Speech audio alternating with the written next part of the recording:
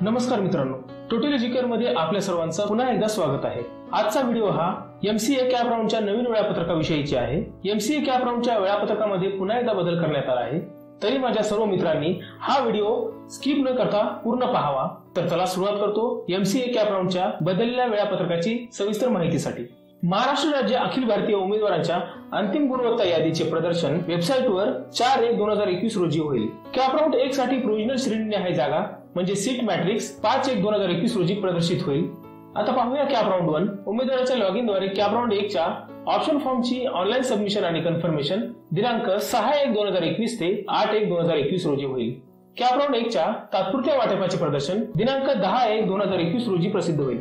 Cap round 1 च्या वाटपानुसार उमेदवाराने देऊ केलेल्या जागेवर स्वीकार करणे, उमेदवार त्याच्या किंवा तिच्या लॉगिनद्वारे जाहीरनामा स्वीकारून आणि पात्रता गुण श्रेणी लिंग आरक्षण विशिष्ट आरक्षणाच्या वाटपाद्वारे उमेदवाराने देऊ केलेल्या जागा वाटपाची स्वयं पडताळणी करतील। जर उमेदवाराने तयार केलेला दावा बरोबर नसल्याचे आढळले आणि त्याला किंवा तिला त्रुटी दुरुस्त करायची असल्यास माहिती पत्रकात दिलेल्या नियम 9 च्या कलम ई नुसार त्रुटी उमेदवार केवळ ऑनलाईन पद्धतीने तक्रार नोंदवतील। राऊंड 1 ऑटो फ्रीज यामध्ये त्यांच्या पहिल्या पसंतीनुसार जागा वाटप करण्यात आलेले उमेदवार त्यांच्या लॉगिनद्वारे ऑनलाईन पद्धतीने जागा स्वीकृती शुल्क भरतील आणि असे उमेदवार पुढील फेऱ्यांमध्ये सहभागी होण्यासाठी पात्र ठरणार नाहीत। ज्या उमेदवारांनी पहिल्या पसंती व्यतिरिक्त वाटप केले आहे आणि स्वतःचे वाटप त्यांच्या लॉगिनद्वारे राऊंड 1 मध्ये गोठवले आहे त्यांनी सीट स्वीकारणे आवश्यक आहे आणि ऑनलाईन पद्धतीने आसन स्वीकृती शुल्क भरणे आवश्यक आहे। असे उमेदवार पुढील फेऱ्यांमध्ये सहभागी होण्यासाठी पात्र ठरणार नाहीत। उमेदवाराने या पर्यायाचा काळजीपूर्वक वापर केला पाहिजे।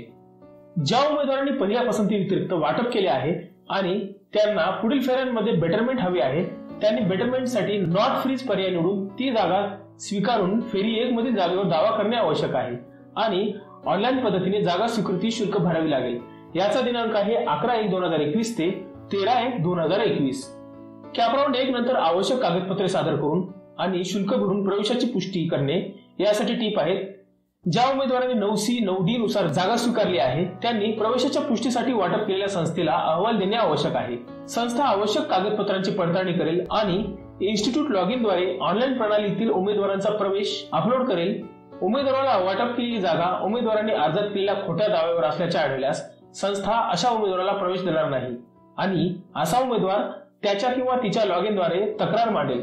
यासाठी दिनांक आहे 11/1/2021 ते 13/1/2021। आता पाहूया कॅप राऊंड 2।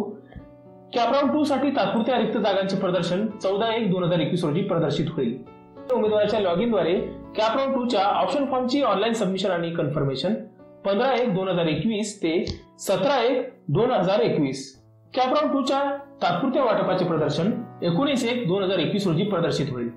कॅप राऊंड 2 च्या वाटपानुसार उमेदवाराने देऊ केलेल्या जागेचा स्वीकार करणे यासाठी टीप आहे। सर्व पात्र उमेदवारांनी दुसऱ्या फेरीत भाग घेतला आणि प्रथमच जागा वाटप केले ते वरील 9 नुसार जागा वाटपाची स्वयं पडताळणी करतील। ज्या उमेदवाराला राऊंड 2 मध्ये प्रथमच जागा वाटप करण्यात आली आहे तो उमेदवार त्याच्या किंवा तिच्या लॉगिनद्वारे ऑनलाईन पद्धतीने जागा स्वीकृती शुल्क भरतील। यासाठी दिनांक आहे 20/1/2021 ते 22/1/2021। कॅप राऊंड 2 नंतर आवश्यक कागदपत्रे सादर करून आणि शुल्क भरून प्रवेशाची पुष्टी व संस्थेला अहवाल देणे ज्यामध्ये सहभागी उमेदवारांना प्रथमच वाटप केले जाते किंवा कोणतीही बेटरमेंट आधीची जागा राखून ठेवलेली अंतिम असेल अशा उमेदवाराने प्रवेशाच्या पुष्टीसाठी वाटप केलेल्या संस्थेकडे तक्रार करणे आवश्यक आहे। यासाठी दिनांक आहे 20/1/2021 ते 22/1/2021।